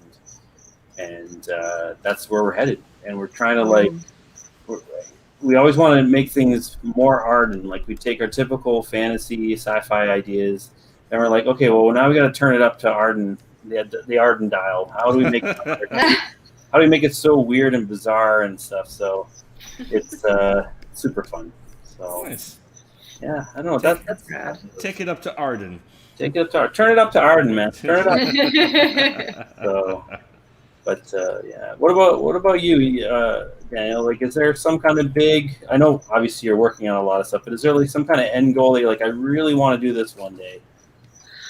Not really. I feel like it's been really freeing, actually. I always have this feeling like whatever I'm doing, it's got to be like the most important thing that I've ever done. And I'm like, you know what? You already did a really big thing. It's okay. And this book is going to be pretty big too. And I'm like, after this, maybe just dumb autobio accounts about me and my cats. I don't know, like really simple, easy shit. It'd be fun. And actually, part of the reason I'm doing this in brush is because I'm preparing for needing the thing that you're wearing, Eric, because I've been having some trouble whenever I'm inking. Maybe because I just love it so much. I'm inking too hard or something, but my wrist will get kind of fucked. So I'm like, all right, well, I know whatever project I work on in the future is going to have to be some sort of low impact tool. and I'm hoping brush will be it. So I just got to get better with brush, and then maybe whatever I want to work on after this is done might actually be inspired by the tools that I need to work with. That's true. Right on. Yeah, I'm finding the tool, which is Clip Studio here, is I'm kind of rediscovering drawing in a lot of ways, just because I'm learning the program more and more, and I don't really ink stuff, but this program's so good with like trying stuff, and then Control Z is your best friend, right? So, and yeah, like it's making me a little bit more interested in like inking more stuff, drawing more stuff, and I was like watching a bunch of tutorials while I was working today on like Clip Studio and just like character design and storytelling. I'm like, yeah, it's like I'm kind of back at it in a whole new way. So I hope it continues. Sometimes actually just learning a new tool and figuring brings a new excitement to your artwork as well, right? Yeah. Exactly. It gets you thrilled about playing with it and evolving your style too. Yeah. So I actually have a good question for both of you. My good friend Craig Sellers, you might have met Ramon before. He's phenomenal concept artist, like next level. Works on amazing big projects, and his knowledge of art and stuff is fantastic, and movies and stuff. And he's definitely been interested in like looking at like doing some kind of like script comic form with like concept paintings but writing. And I was like, and we were talking about like graphic novels, and so he was asking me like, what are some good graphic novels? I said, well, I don't really know much, so I figured maybe the two of you could make some great suggestions, and maybe even some of the chat about like what are some like maybe not your typical graphic novels, but maybe they have an interesting approach. Like there's more prose and there's more over comics. Oh. I don't know. Like, is there anything you've read that you've looked at, read, and were just like, wow, that was really dope? I mean, there's so much out there. One of my favorite, more inspirational books that I lean to, and it's not your typical comic, is Asterios Polyp by. What was that? Asterios Polyp by David Mazzucchelli. And it's interesting because it takes it. I think it uses comics in a totally new and interesting way that uses the medium uniquely in its own way that you could maybe pull off an animation, but I don't know. I read that book and I was inspired to no end. And knowing the artist, he's the same artist who did like Batman Year One, so he can draw the shit out of reality. Like he's amazing, but the book is very abstract, and it really focuses on line and color in a very abstract manner, and the combination of those two elements and how they evolve two characters' relationships when one character is described in angular lines and the other characters is described in messy, chaotic lines, and how they merge. It's fascinating use of the medium. But I don't know if that's what you're looking for. Like, I think that's kind of like that. I think it's more he just wants like interesting examples of how people have done it. Maybe not so traditional and a little bit more. I don't know. I don't want to say concept heavy, but. No, because there's also like great ones like Danielle mentioned earlier, Blankets by what was it? No, Craig Thompson. Craig Thompson. Yeah, a great book, but it's very traditional in the sense that it's black and white, very brushy. Yeah. Beautiful, but it's more of a personal story, but that the creator had to tell.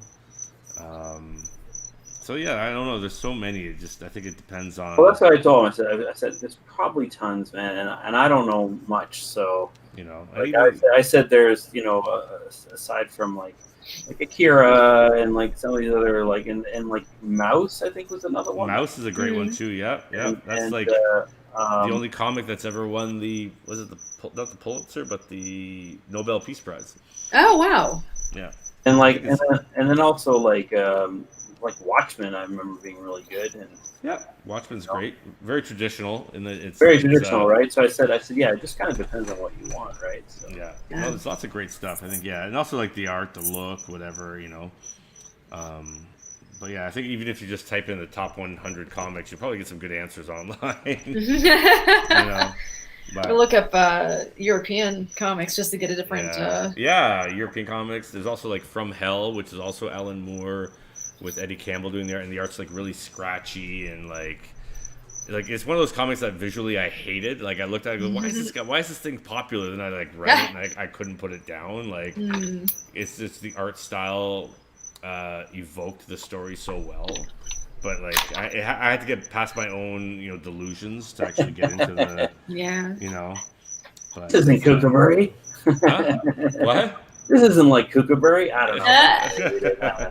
No, but it's just like I have a copy right here. I can show you. Like it's just.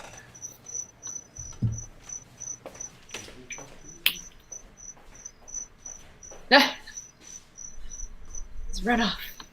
All I see is these real close-ups of the pen.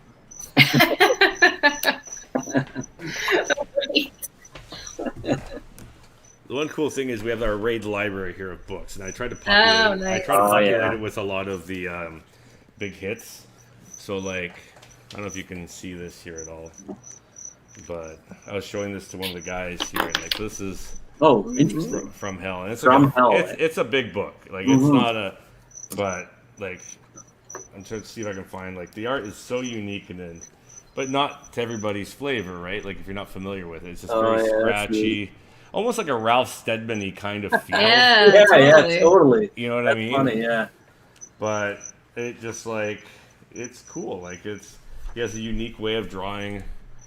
Like, but it suits the story beautifully, right? Like, wow, you know what I mean? That's so cool. And then like on top of that, you have like. Just like I was showing these actually to one of the guys in the studio, Damien, and then you have like. Look at that! Like, is that like, the same guy? I'm not sure. Is that no? That's Asterios Polyp.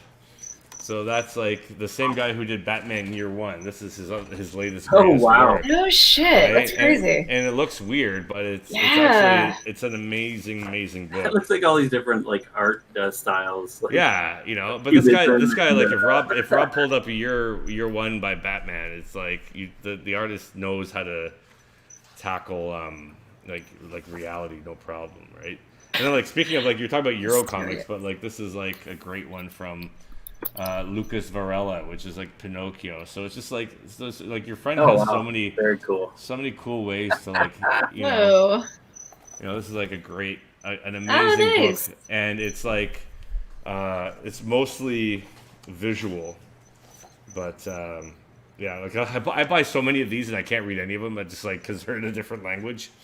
Like, actually, to give a shout out to one of the great guys in the industry, Mike Kennedy. He started Magnetic Press, and he's actually been reprinting a lot of Euro books into English, which has been great. Oh man! So like these, and because there's so much good stuff over there, but very little of it gets translated over here. So I don't know. That was a weird tangent. So, but anyways, your friend can find a lot of good stuff out there. Well, I think probably if you come visit this weekend, he'll probably be around, and he'd probably love to pick your brain about some of that. Nice. Oh, happy to, even if it's. Also saves me then from trying to figure it out. Of course, yeah. You don't want to do extra work for your friend. That's right. Hey, Ramon, come talk to this guy. I gotta go do something. Yeah. Ramona, I didn't know what you were saying with the polyp story, and I looked up a serious polyp and got so many WebMD results. Oh, man. Yeah, I found it eventually. It's kind of for people who want to know. I can write it on my screen. It's Asterios. I think it's polyp. Luckily, it was suggested if you scroll down far enough under serious polyp. Serious polyp. I got a serious polyp going on here. You're sent to the hospital now. How serious is it? And the cool thing about the book is the book is actually bound with like so when you make a hardcover book, you have like use a heavy duty cardboard for the book, and then you wrap it with your beautiful hardcover wrapping of cloth or paper. But his book is just the bare cardboard. Wow! Which just looks so cool. Huh? Yeah, that's it. Rob just put it up in the thing. But yeah, great. If no one's read that, like pick it up. It's not for everyone, but it's an amazing use of the medium.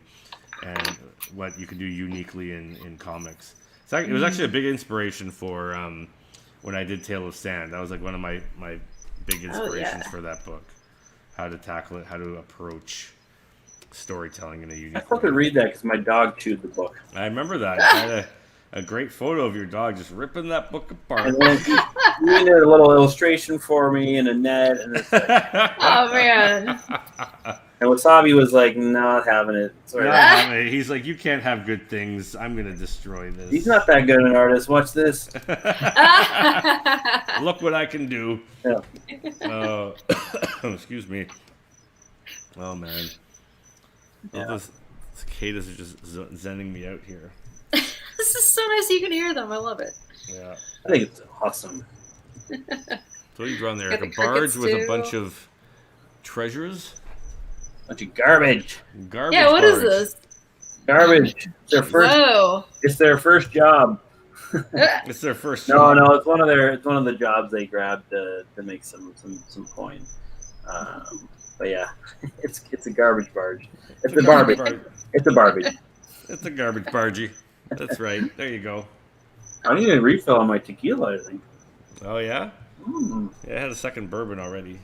What? I drank so much yesterday. I got to keep it like light today. So So you had two bourbons just to keep it light, eh? just to keep it light. Slow it down. You don't want to shock the body, like out of alcohol. Well, that's what I mean. It's slowly coming down from yesterday, right? So after probably a dozen drinks yesterday, it's time to like bring it down a notch. We got to do that. Let the body heal. The World's End thing. Oh my god, that was crazy. So like years ago, maybe a decade ago now? Not quite, maybe. I don't know. Eric invites me to London. He invites Rob and myself. He's like, "Hey, we're gonna do World's End." I'm like, "What?" Actually, no. I don't think we even planned to do that when we got there. He just sprung it on us that we were gonna do this, and we were like, "What's that?" He's like, "It's like the movie, like where we go to 12 bars in a row, and just you have a pint at each bar." And, Oh, nice. And I can't remember the problem. math. I can't remember the math because I think we did the first 6 in the first every half hour, and the last 6 every hour, if I recall, yeah. something like that. Because we started, I think, around 4 p.m. or something. I can't remember, or 3. And I get there and I don't drink beer. So I'm like, Eric, I don't drink beer. He's like, well, you're gonna have to have doubles of bourbon. And I'm like The only solution. I'm like, you had to do a double of whatever you wanted. It was like, but I was like, that's 40% alcohol as opposed to your 6% beers. And he's like, yeah, no, that's the way it's gonna work. That's the rules. Yeah, he didn't make them. He's like, I didn't make them. It's just that's what you gotta do. So 11 bars later, and I probably had 11 doubles of whiskey on top of like a couple of shots here or there. Plus, I actually did have a couple of beers along the way, so a couple of Guinnesses. But Sheldon was actually, speaking of Sheldon, he was part of that. We actually stole like some champagne from like a wedding at one of the bars, and then Rob went back and paid for it like a champ. Oh, yeah, I remember that I remember that bar actually. Yeah, you owe him some money there, Sheldon. So and I was just like, and it was just funny because like by the end, by route number 11, bar number 11, I was just in the bag because like that's a lot of alcohol. We all were, and oh my god, and. It's just like I'm like we reached. I can't remember what the second last destination was. It was like some chain. I can't remember. Oh, it was Jack Astor's. Jack Astor's. So I order a drink because we have to. But then I'm like, you know what? I'm gonna order some food because I haven't eaten since like I think we had a meal or something at maybe one of the first places. So I order like some chicken strips and some French fries. And I'm like, oh my god, it's gonna be so good. It'll help me settle my stomach. But then I was like, you know what? I still feel like crap. So I was like, you know what? I'm going to do that thing that none of us ever admit to doing, but I'm going to go to the bathroom and force myself to puke. Because I felt it like welling up, and I was like, I got to take care of this before it becomes like a hot mess. So I go to I go and like Eric's buddy comes to our table, and he's like, I'm like, his name was Greg. And I'm like, Greg, I got some food coming for me. Just watch it. I'll be back in 5 minutes. You know, I probably took longer than 5 minutes, probably 10 minutes or whatever it is. Take care of business. I'm like, oh, all right, okay, good. Come back to my table. I sit down, and I'm like looking around. I'm like, hey, has the food arrived yet? And he's like kind of looking at me. He kind of like has this really guilty look on his face, Greg. And I'm like, well, what's going on? He's like, I ate your chicken strips and your fries. And I'm like, motherfucker, I asked you to guard them. He's like, yeah, but they look so good. Oh my God. And I was like, dude, I needed that food so bad. He's like, so I waved the waitress over, and I'm like, excuse me, can I get another order of chicken fingers and French fries? She's like, I'm sorry, our kitchen's closed. And I'm like, oh. And then Greg's like, I'll buy you some pizza. I'm like, I don't want pizza. I want pizza. Oh my God. And then just like, yeah. And then like, at that point I tapped out. I was like, I'm going back to your house. He's like, we got one more place. I'm like, I don't care. I want pizza. So Eric and Rob went on to the next place with Greg, and I just tapped out. And it was a rough morning. Yeah, the next morning, Eric, I was like chipper and happy. I'm like, good morning, fellers. And they're like, just died. Like they were like just not moving. All that beer. I went to meet a friend for lunch. We had some sushi and stuff, and came back, and they're like still in the same position as I left them in. And, man. Yeah, it was. That was quite the night. I think my liver hated me for a good week after that. But it was a good time. Good times makes for a good story now. Totally. Hey Trevor, what's up, buddy? It's popping in. What's the? Do you have any? Speaking of like, I know you've done way more cons, I'm guessing, than I ever have, and I've done quite a few. Do you have any crazy con stories where you're just like, maybe I shouldn't share this story, but I can? Wait, you just read my mind there? It's been long enough. I can maybe share this one. I'd really have to think about it. It's been a while since I've revisited some of this stuff. Oh yeah, it's because it's like it's kind of like those like those stories you hear, like the company trips to Vegas or whatever. Like I think sometimes shit happens at these shows, and I feel like the fans at shows get up to way more crazy shit than we ever do as professionals at shows. Ooh, man, I'm going through just a few of these, and I'm like, I can't. I can't tell you. I don't even know if I can tell you privately. Jesus. Damn. Well, while you're thinking about it, we have a question from Draw Jam asking about what you're inking with, and I think you mentioned the brush. Yeah, it's just a pencil pocket brush for now. I tried out. I kind of it's still my favorite, man. It's so went good. Through, it really is, and now you can get them everywhere. But I was like, I haven't really done water medium on anything in a while, and pencil pocket brush still. You were testing the waterproofness of the brush. Yeah. So it's pretty good. I like how you use different handwriting for different pens. That's because I can't control somebody. You're like, the Japanese thick, it needs a more flourishing bit of script, whereas zebra is kind of that's awesome. That's wicked. The zebra ones are, I don't know if you could see that earlier, but this actually did pretty well with water. I was surprised. So I'm using it for some of the tougher stairs and stuff like that. Oh, okay. And I use this for for everything. Mentioned that one. I've never tried it myself.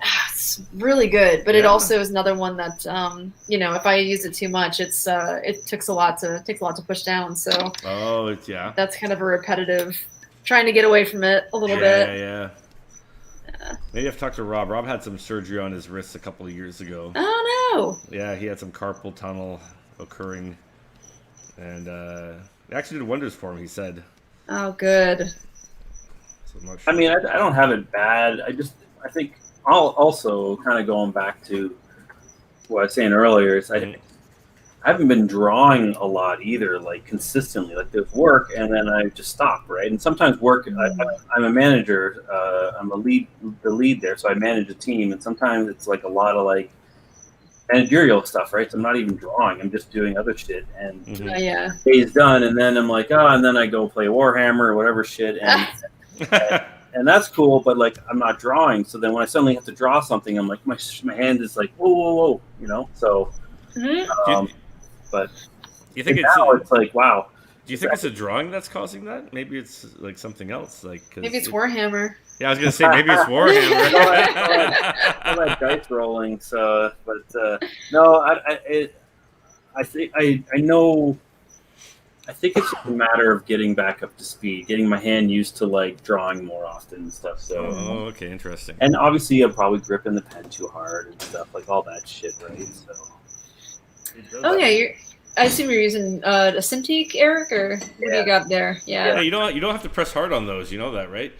I know, Ramon, and I've actually taken it off quite a bit, but like, you know, I don't have an answer. It could just be bad positioning too, right? Like it could also be just like awkward positioning. Totally. Because I know I screwed up my shoulder of all things. I think it's from drawing. I thought it was from sleeping, but I think it's actually from drawing. And just because I was like, the new Cintiq, the position of it, the way I'm using the keyboard and my stylus, I'm kind of stretching in a weird way or arcing my body in a weird way. So I think it's affected some, like just nothing bad, but it's like I'm like a nerve will pop up every so often, you know, and I'm like, oh, that's uncomfortable. Also, you know, I'm old. And that happens too. As I like to say, the warranties run out and things start to break. Basically, it's nerve. Okay, Rob's saying some stuff. I'm trying Post any questions. Of course, nerve conduction tests. If anybody's worried, that's true. Yeah. Ooh, we'll see. We'll see. I think I'll be all right. So. Oh damn, that went down tight. Ooh, just had some mezcal there. Oh yeah, hello. Ooh. That'll clear the throat. So, are you say West Virginia? Is that where you are? Yeah, I was born in California, raised in Maryland, and then went to college in West Virginia and just fell in love with this town and decided to stay here. And now I'm writing a book about it. That's cool. Crazy. I didn't know you were born in California. That's awesome. Yeah. I love California. Me too. Trevor Bowman, what's with the crickets? There are cicadas, Shredder. Keep up. Actually, you know what? At this hour, now they are crickets. Oh, they are. Yeah, they're a little bit of a different chirp. Maybe there's like a little party going on over there. I can't believe you guys can hear that. It cracks me up. You have a really good mic, apparently. I guess so. You plan to stay there then? Like that's a permanent... Yeah, as long as I can. The house I'm in, I've been here for 14 years now, just about, and it's a rental. It's real expensive to buy houses here. It's like it's the richest town in or at least county. Oh, really? I think it is the richest town probably in West Virginia. That does not say a whole lot, but it's mostly retirees from D.C. because we're pretty close to Washington, D.C. Oh, okay, interesting. Okay. So we've got a lot of people. It's kind of this like liberal bastion of West Virginia. So you get a lot of people from there that are wanting like a gay-friendly and just liberal kind of town. Right. It's still nearby, but outside of the state. So it's real expensive. My rent is not expensive, and I don't know what the owners are planning when they are no longer on this mortal plane. You should talk to them. Go, hey, can I just take it over? You know. I just met their nephew for the first time after living here so long, and I'm like, could you just give it to him and let him keep? Like, I don't even care about owning. Just let me keep renting if you're going to keep the rent this low. Yeah. It'll be worth it. Yeah, I mean, I'm guessing it's like... house next door and open a studio. Yeah, right? So funny you say that. There's this big, huge old house right across the street from me that this total weirdo, and I can say this as loud as I want. He's not going to hear it. This total weirdo Skip lives in, and he wants me to buy it. It's got to be like people in town, all the people who are wealthy and have the money to actually restore the place. Want to buy it from him so bad, but he's just this weird. He hates people here, but he loves me and my boyfriend. Oh, weird. Oh, okay. And I mean, anybody who asks, he's like, "Oh, $1 million," and they're like, "What the fuck is wrong with you?" And he's like, "No, $1 million. You want it? $1 million." And to us, he's like, "I'll give it to you guys. Like, we'll figure it out. It'll be reasonable." Wow. So, I mean, cool. since I moved in, now this guy, like, he's living on a different dimension. Like, you ask him a question, he answers a different question. He's a total weirdo.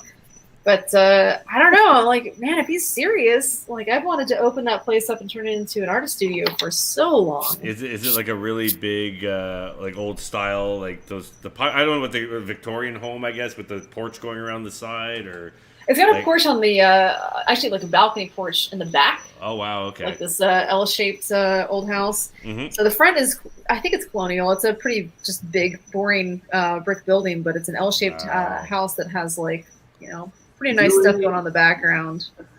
Well, Draw Jam says to do it, so. Draw Jam wants you to do it so that you can have a studio over here. Well, there you go. I want him to come out here. you got this little art tenant coming there, yeah. So right? why not? I say do it. I say do it too. I'm with them. Yeah, right. Hey, rate Studio South, okay? Right. No, it's just if you can pull it off, why not? Like, yeah, we'll see. You know, keeps you in the same town that you love, and gives you an awesome house that you can kind of bring up to snuff. Yeah. You know, dust off your home reno skills. I was gonna say it's easy for you to say. I've seen what you can do, but man, I'm guessing that you probably know a few good people that can help you out over there, and this is true. Probably help you pull it off. You know. No, nothing like an old house with all that history and those houses are not even. I'm only guessing for what I've seen in like movies and stuff, but like every time you see some like shots or some videos from that area of the States, there's such beautiful homes and design structures. It's just a very classic Americana almost to it. Yeah. You know? Yeah, it's pretty sweet. We'll see if he gets off his spaceship long enough for me to get an actual answer out of him. Is he like an older gentleman? Is he like? Oh yeah. So he's crossed that threshold basically. Yeah, he's into his own world. Oh yeah. I think he may have been in that threshold for a while before I met him. I don't know what I'm drawing here. What if we make it go upside down? Eric, what's this? What do we call it? A garbage bage? What is this for? A barbage. A barbage? A barbage. I like it. A barbage of garbage? Yeah, it has to do with the story we're working on here. Oh yeah. It's the cruise. It's the first kind of story arc we're talking about, and it leads to all kinds of things. So, because what's in the garbage? What? No one's ever bodies. How many dead bodies? So we got some ideas, and it's we wanted kind of a simple start to the story and bring the crew together, and get rolling, kind of, so to speak. And it's just gonna your first reveal lots of other things down the road. So it's exciting. It's exciting. How are you feeling your first weekend? Is it what do you call it, like overwhelming, or you feel like you got a groove going? It's definitely a little overwhelming. It's just kind of like I have to reprioritize like my time, right? Like if I really want to do this properly and do it right, like I'm having a fucking blast, so that's a good start. Oh, that's awesome. And Sheldon and I are spending a lot of time talking about it and developing it, so that brings me all kinds of joy. So but there's a lot of pressure with it too, right? Because I want to do a really good job, and I'm also learning a lot on the fly, like this program, and just like me, Ramon. Like usually, like you're the great editor at Raid with all things. So it's like I'm always trying to think about how Ramon has such an eye for like telling the story better and like visually. So I'm like, what can I think about? How can I move this around the page? So it's like, I'm kind of learning a lot of it on the go again. Yeah, right? that comes through experience, right? Like and that's the thing. It's like I'm also not trying to hum and haw everything. I'm like, it's going to get better. The drawings will improve, the inkings will improve, and I'm just gonna do it and then see what happens. So go for it. If I don't get out there, then it's like the analysis paralysis, right? So so that's where I'm at. But that's cool, man. It is. It's definitely. Oh man, it's a lot of work. Yeah, right. Well, it is. Like doing a full page a week doesn't sound like a lot, right? But for me, that is. So I hope it's like it becomes, second nature. Any Danielle, is there any tricks you can give them for doing a comic? You did a comic every day for so long, almost. Yeah, draw one background and then just make the rest of it talking heads. I'm on it. You hear that, Sheldon? Just talking heads. That's my speed. That's my kind of speed. I like that. We all assume there's garbage in the next panel. Just you don't have to draw it. It's there. We know it. It's fine. Yeah. The tricks of the trade right here on Make Shit Mondays. Do less. Make shit. Oh, it's a lot. I mean, Make less shit. Make less shit. More awesomeness. It's funny how you learn those tricks. Really, like just to like for your own sanity, basically. Sheldon, shut up. No more background. Shut up. Wait, more background. I'm working on it.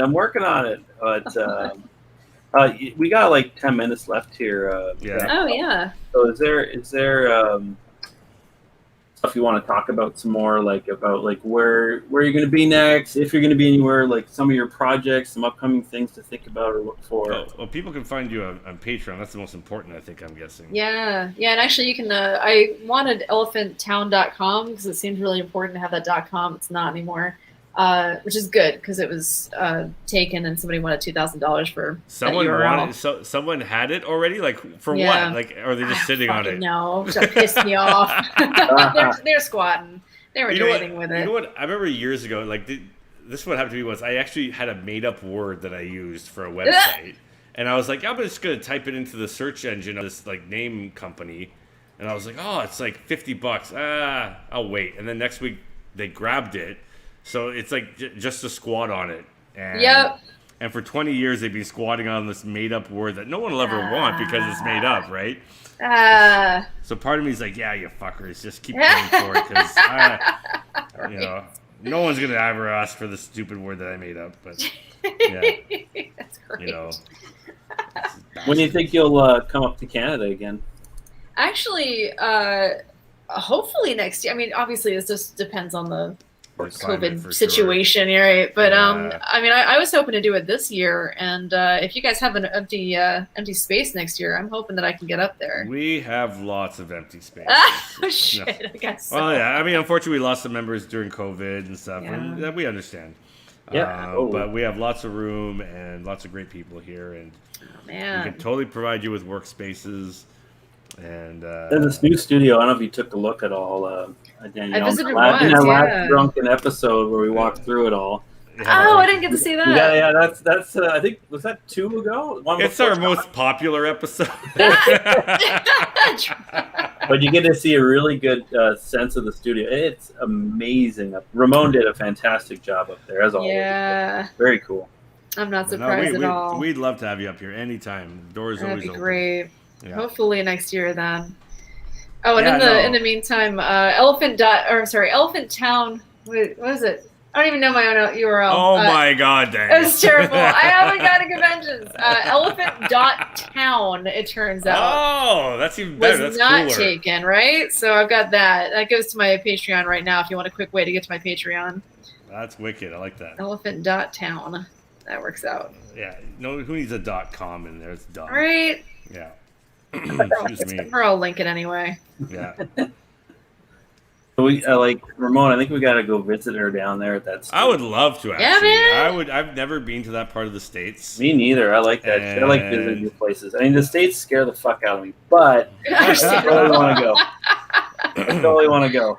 Well, man, anytime. This is a pretty big. It's a 4-bedroom, 4-bathroom house, and there's plenty of space. So. Oh wow. Very cool. No, yeah, I would love to come down for like a week or something, or get it. Draw, hang out, learn. I always remember the first time you came up here to Canada. It was just like so charming. You were. My favorite thing that Danielle ever said to me when she first came, she's like, "What y'all use for money up here?" Yo. And I was just like, do I make something up? Like, I don't know. Like, what do we do? But yeah, no, it's been so great knowing you for so long. No, man, likewise. And thanks for coming on here and hanging out with two old fools. Yeah. As we draw weird things on our computer. We kind of stick around after we wrap up if you want. We kind of just shoot the shit a little bit, but I still got beer left, so. Oh, there you go. And Eric's got drawing left. Oh my god! I think I'm done the drawing. Now it's like the word bubbles and maybe a little extra texture, like the halftone shit that I'm really starting to like. Oh, nice. Are you using that zip tone? I showed him how to use zip tone last week. Are you throwing that in? What's that face? You look like so cute. Like you just got your cookie in the candy jar. Tequila face. All right. Well, I guess shall we wrap it up then? Yeah, sure. Well, what we got here? Where are you, Danielle? I need to figure out a way to casually run into Ramon. I'll be loud. I'll let you know. The jaw jam. Tequila's hitting Eric hard. Tequila mouth, yeah. Tequila mouth. He says they scare the fuck out of him as well, so, out of us or whatever. So Canadians are coming. Who do we have on the show? We have Shaolin, and Mama Deadhead, Magpie Flies. Lots of great people. Thanks everybody for joining us, man. It's been awesome. Yeah. Coleman, Pat, great to see. Yeah. Rob, awesome. We even had Stephanie agreeing that japes is a great word. And Rob, behind the scenes, awesome work as always, buddy. Cheers to you, buddy. And but first and foremost, cheers to you, Danielle. Thanks for coming on the show. Thank you guys for having me. Oh, it's been great. Yeah, and we'll do it again because we'll probably not a lot of people like us, so we'll have to go and we'll probably get you back on. We're just going to recycle the same people over and over and over again. Yeah. Our limited friends. And I'll tell the cicadas that came out tonight, eh? Yeah. Right. Thanks, guys. See you in 17 years, you son of a bitches. All right, everybody. Till next week. Thanks for coming out. Ciao.